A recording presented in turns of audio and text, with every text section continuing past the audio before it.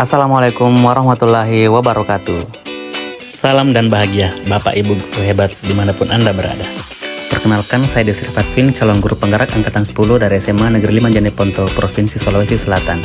Di video ini, saya akan memaparkan kesimpulan dan refleksi pemikiran Ki Hajar Dewantara pada modul 11, koneksi antar materi. Pendidikan dan pengajaran tidaklah sama. Pengajaran adalah bagian dari pendidikan. Menurut Ki Hajar Dewantara, pengajaran adalah proses pendidikan dalam memberi ilmu untuk kecakapan hidup anak secara lahir dan batin.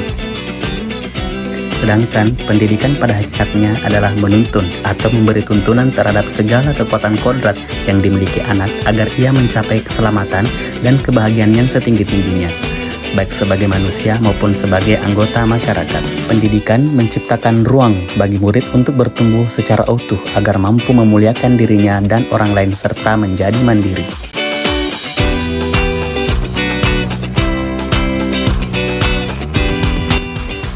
Sebelum mempelajari modul 11 tentang pemikiran Ki Hajar Dewantara, pembelajaran yang saya lakukan hanya sebatas transfer materi pelajaran saja. Saya menganggap ketuntasan dalam penyampaian materi lebih penting daripada memahami karakteristik murid. Biasanya saya hanya melihat nilai murid hanya dari aspek kognitif saja, misalnya saat mereka mengerjakan soal berupa tugas atau ulangan harian. Jika nilai murid sudah mencapai KKM, dinyatakan bahwa pembelajaran sudah berhasil.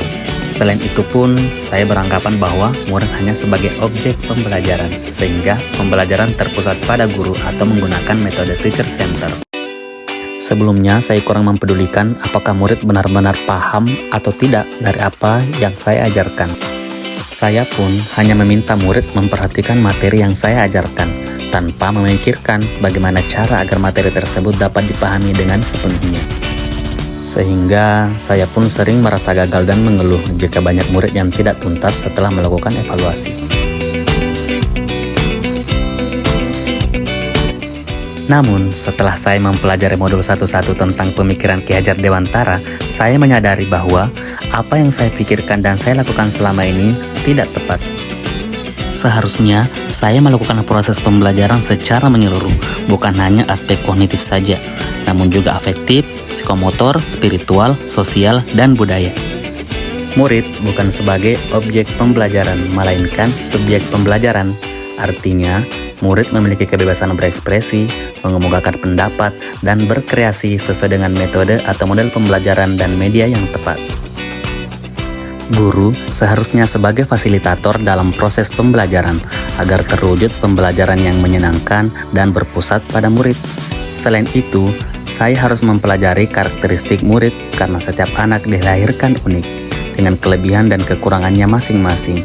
Saya harus menghargai setiap karakter murid, berikan kesempatan untuk mereka tumbuh sesuai dengan kodratnya.